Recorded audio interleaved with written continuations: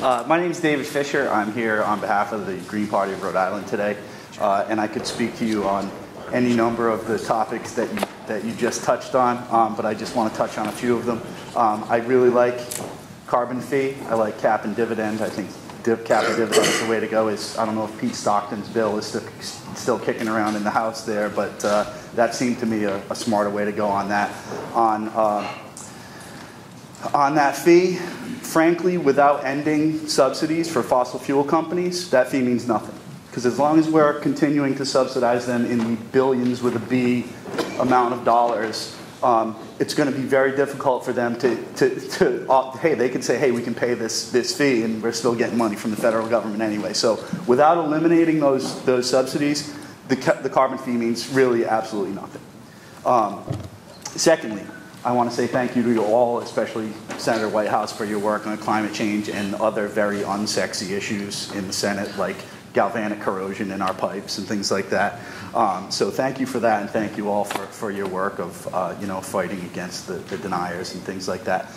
What I'm here to talk about for the most part today is the Spectra pipeline expansion. As you know, this is a pipeline that stretches about 220 miles up and down the East Coast. Spectra Company is now proposing to upgrade all of their compression units along this pipeline to the tune of, I think, 5- or 6-fold the amount of pressure in this natural gas to increase the amount of natural gas they can bring to and through New England.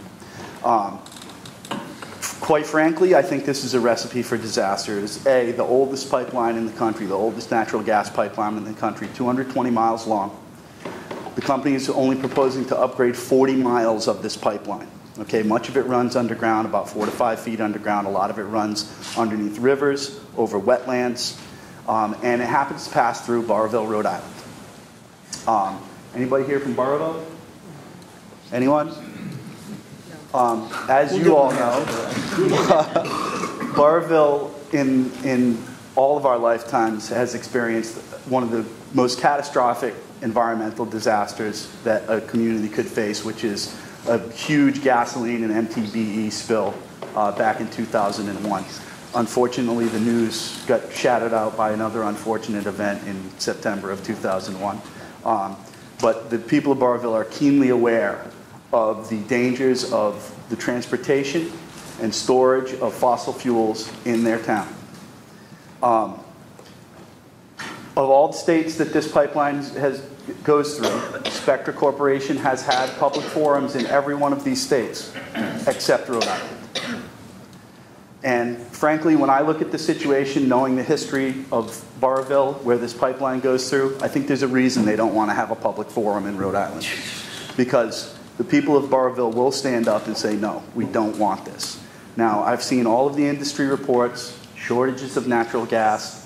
The only thing we have a shortage of in the United States is renewable energy to cover what we can't get from natural gas.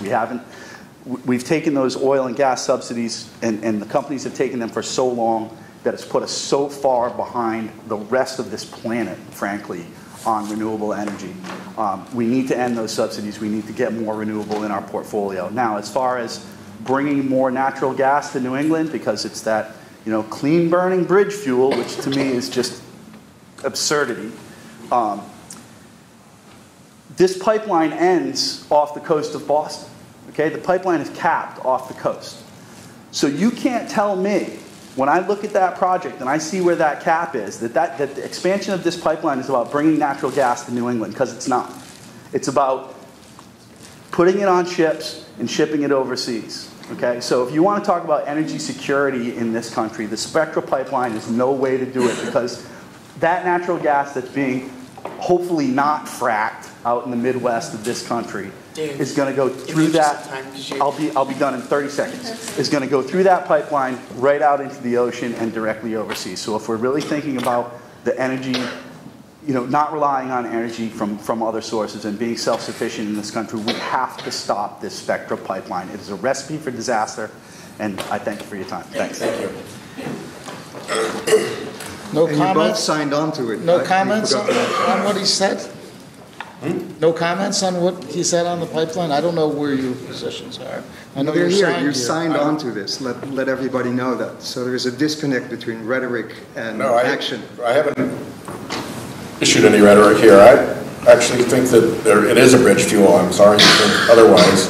I think that I agree with you that we need to get rid of the subsidies for oil and gas. I think that a carbon fee on top of that will adjust the market. I think that can dramatically accelerate the growth of renewable and wind. Nobody's worked harder to bring wind to Rhode Island than the delegation to make sure that we have the infrastructure in place to build it. I'm absolutely committed to that, but we also do see these price spikes in the winter that hurt regular Rhode Islanders. And my concern generally, I'm not familiar with the details of the Spectra pipeline, my concern generally is that we don't have a very good measure on the extent to which the environmental benefit versus coal and oil of burned natural gas fuel is offset, or even more than offset, by the methane leakage. And the more you put pressure into those old pipes, the more you're likely to face methane leakage. And if it's leaked and not burned, it is a far more powerful greenhouse gas than if it is if it's burned. So I think there are a bunch of issues there, and but I do think that trying to ease the choke points into New England so that we're not seeing price spikes as a short-term benefit for our economy is a value. As hard as I fight on the other issues. But I think overall what I'm saying is the people of Rhode Island deserve a public hearing. No, I couldn't agree with you more. That's absolutely incontestable. You know, affected people should have their voices heard. Sheldon's point, I think, is well taken. One of the issues that we addressed to Secretary Moniz is that we have an old, antiquated natural gas distribution system throughout New England, not just this pipeline, all of them.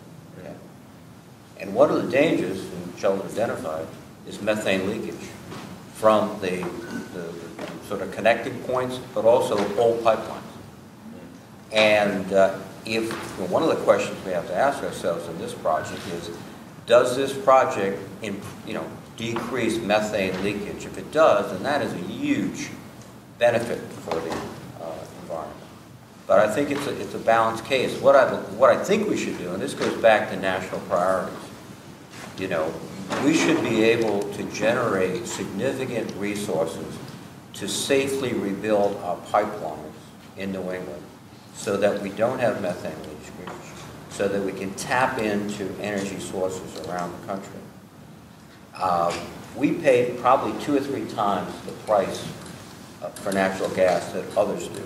And by the way, we get most of our natural gas not through these pipelines, but LNG that comes into the port of Chelsea. That is a dangerous process also in terms of shipping it, getting it into the pipeline system, et cetera. So this is one where, there has to be a voice locally.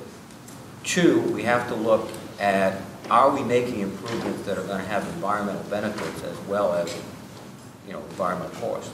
And I think in that context, we have to look at the project.